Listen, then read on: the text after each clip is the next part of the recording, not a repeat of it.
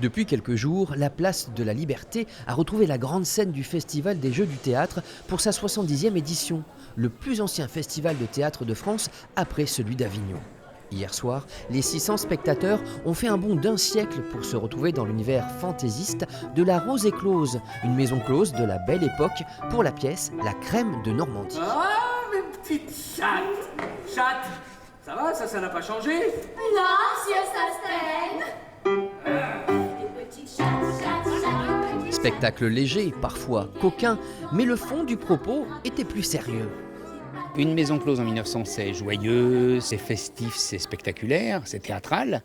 Mais paradoxalement, si on s'occupe un peu, si on tourne le regard vers la condition des femmes, c'est épouvantable ce qui se passe dans les maisons closes. Si, on va lui montrer le dortoir.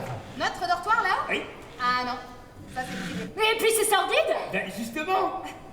Comment justement? Ah, vous reconnaissez que nos conditions d'hébergement sont indignes? Écrit à quatre mains par Milena Marinelli et Hervé de Volder, cette comédie musicale s'inspire de l'univers d'Eugène Labiche.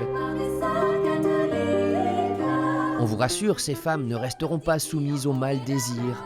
Sur scène, les 11 comédiens et 2 musiciens ont littéralement ravi le public.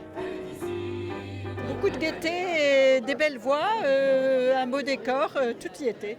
Ils sont incroyables, c'était super. Cette troupe dynamique, ce texte super drôle et en même temps profond puisqu'on parle aussi de la condition féminine.